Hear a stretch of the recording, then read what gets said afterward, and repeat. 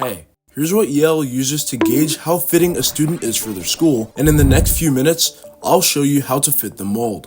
Quick disclaimer, this is based off of information around the internet, and I'm not a student or admissions officer. Enjoy the video.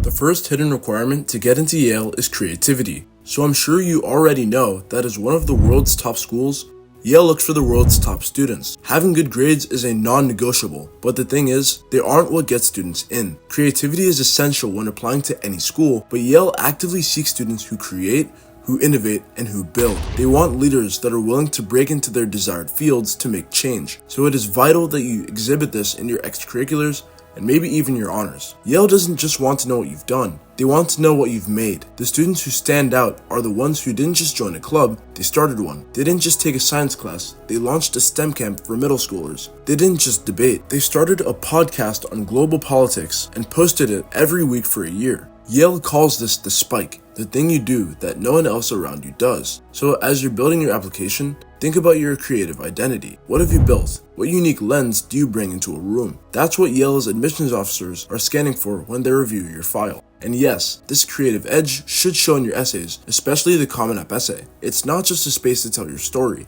it's a space to show your mind. So get reflective. Break the mold of the typical, I joined this club and learned this lesson format. Admissions officers at Yale read tens of thousands of essays. What they remember are the ones that feel alive, full of voice, style, and personality. The second rule is a bit harder to define, but it's real. Yale is looking for genius, but not in the way most people think. It's not entirely about getting an 800 on your SAT math section, or taking every AP class your school offers. Yale wants students who think deeply, originally, and across disciplines. Genius to Yale means having ideas that connect things. Literature and politics, physics and philosophy, entrepreneurship and public health. You don't have to be a child prodigy, but you do have to show signs of original thought. Some examples are writing a research paper that challenges a commonly accepted idea, or using a programming language to solve a real-world problem. Take something you learned in class and build something entirely new from it. One of the biggest ways to show this is through your supplements, particularly if you choose to submit a research paper, creative writing portfolio, or independent project. Most students skip this option, but I don't think you shouldn't. If you've done anything remotely ambitious, submit it. It doesn't need to win awards, it just needs to show you think differently. Now here's where most students fall short. They miss the hidden opportunities Yale offers. Let me explain. A lot of Yale admits didn't just apply cold. They were already on Yale's radar before their application was ever submitted. They did this through Yale's own programs. Let's talk about a few of them. Yale Young Global Scholars, or YYGS, one of the most well-known summer programs in the world. Sure, it's competitive, but if you get in, it shows Yale that you're already operating at a global level. The program spans topics from political science to STEM, and it's designed to simulate what learning at Yale actually feels like.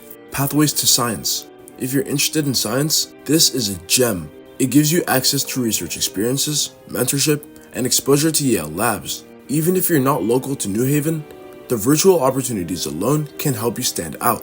And the Yale Summer Session. You can take actual Yale classes as a high schooler.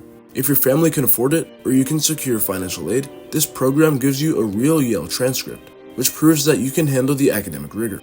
Doing one or more of these doesn't guarantee admission, but it does prove interest and fit.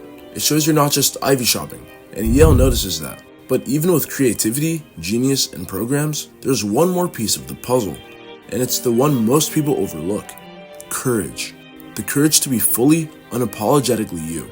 Admissions officers aren't just hunting for achievements, they're hunting for authenticity, realness, grit, and self-awareness. That's what shows up in your personal essays and your interview, and Yale weighs those heavily. If you've struggled, don't hide it. If you have an identity that's underrepresented in elite spaces, speak from it. Your voice matters, and Yale, of all places, values individuality just as much as intelligence. This is where a lot of applicants mess up. They try to sound like a perfect applicant, robotic, polished, curated. But for the students who get in, their application reads like a human being wrote it, a passionate, interesting, real human. So let's recap. What are the hidden rules? Be creative, build something, make something, and show initiative. Show genius, not just in your grades, but in your ideas, perspective, and your projects. Use Yale's own programs. Get on their radar before senior year through YYGS, Pathways, or the summer sessions. Be courageous.